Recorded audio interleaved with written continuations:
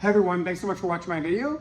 Today I'm going to talk about my upcoming book, Top Sales Producer, How to Crush Your Sales Quota. What I'm going to do is to cover some key tips that you can use at each step of the sales cycle. What my book does is to walk you through step by step what to do to get from zero to actually closing deals.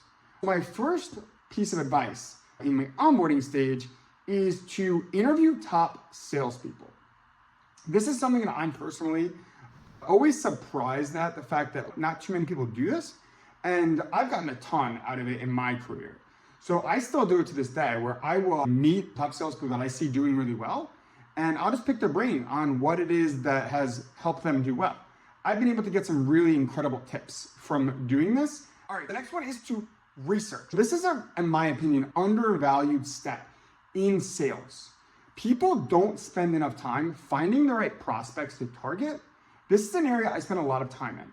And the reason why I do that is I think that more than 50% of any sales deal's success is more the result of who you are talking to rather than anything that you say or do. And so the advice that I have is to really take full advantage of LinkedIn Sales Navigator. It's an incredible tool. It really centralizes all of the information that you would need to turn cold prospects into warm leads in one place.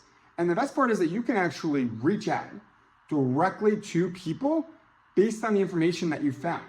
Now, typically what I recommend is to separate prospecting research with outreach. And the reason for that is because they're both incredibly important. Both the ability to find the right prospects target and then actually outreach to those prospects. I think they're separate activities. And so I think they both deserve a significant amount of time to be spent on them. I recommend checking out my cold outreach strategy, where I use a combination of LinkedIn Sales Navigator, email, and phone calls that have gotten me consistent meetings. You can check it out at andrewbarbuto.com/outreach. All right, the next one is outreach. So there's a clear link between activity and revenue numbers. The next tip for outreach is to utilize a minimum of 7 touch points for any prospect. The reality is that you should not expect a response in your first, second, or third outreach. You have to be consistent about it so that way you can reach them at the right time. One of the best practices that I use is to reach out on times where other salespeople are not. Friday mornings, before long weekends, evenings. Those are the times that we have the best chance of breaking through the noise. All right, next one, meeting preparation. Another huge factor that will have a big impact as to whether you're successful in any sales meeting or not. There's so much information you can find about every one of your prospects before you ever speak to them. One key tip that I have regarding meeting preparation is to check out your prospect's LinkedIn page. See how they describe themselves. A description of an individual prospect and how they describe their role can be very telling about what they care about, what their responsibilities are. Next, sales meetings. I look at my sales meetings more like a doctor's visit than I do an actual sales meeting. So what I mean by that is when you go visit a doctor, there's the diagnosis and then there's the prescription. They always ask questions before you go. They ask, what are your symptoms? What are you coming to visit about? What are some of the issues that you had? How long has it been going on? These are the type of questions that we also need to be asking so that we can get the heart of what our prospects care about. What are their challenges? That's what's going to ultimately motivate change. And so my advice is to talk less and listen more. Actively listening is the most effective strategy you can use at any sales meeting. Roughly, I want to be listening 70% of the time. I prospect talking about what they care about. And the way I do that is by asking very smart questions geared towards the person who I'm talking to. And they're always going to be leading towards my solution. Okay, part 2 of the sales meeting is the prescription.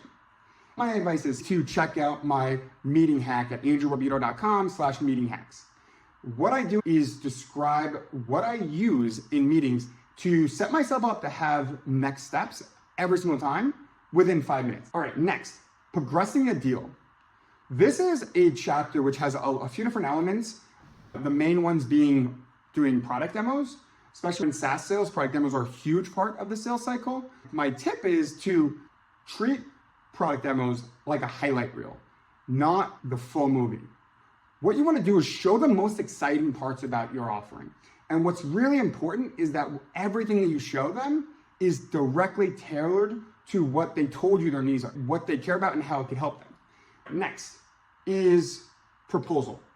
One of the things that I recommend in my book, which I see way too few people doing, but it can be extremely effective in your chances of winning the opportunity, is pick up the phone. When you get an RFP, not enough salespeople will pick up the phone, call that prospect, and find out what is it going to take for me to win your business. If you have a good relationship with your prospect, chances are they'll tell you what you need to do, and then you take exactly what they're asking you to do and you put it into action. Finally, closing the contract. I take an approach to closing, which I outline very thoroughly in my book, which is a collaborative approach. It is not one where I am trying to do a hard close. At this point in the sales cycle with complex sales, we both have the same objective. Me and my prospect, we both want to close this deal. So rather than me saying me versus them, it's how can we work together to get this over the finish line? I know you're asking for a discount that's lower than we typically go. Can you please help me make the case for you by giving me some more information? Is this going to close the deal? What kind of opportunity are we looking at if we do close the deal? Work together with your champion. At the same time, you want to help them selling it into their team. So be a resource as much as possible. This is a collaborative approach. Everything I do is very focused on value. It's very focused on partnership and not so much me selling to them. It's me trying to help them in any way possible. My book is called Top Sales Producer, How to Crush Your Sales Quota. It'll be available on pre-order next month. It's 8 years worth of knowledge culled down to the most important best practices, not just from me, but from all of the top salespeople that I have personally interviewed. I've read about 50 sales books. I've gotten some amazing insights from it. I've culled it all down to one book, so that way you don't have to read 50 sales books. If you're a new salesperson, it will help expedite your ramp-up period. If you are an experienced one, it'll help you expedite your sales cycle, close faster, more profitable deals, ultimately crush your sales quota. You can check it out at andrewbarbito.com/book. Sign up for the waitlist. You'll immediately get my meeting hack on how to secure next steps in 5 minutes. Thanks so much. Have a great day. And remember, if you're not helping, you're not selling.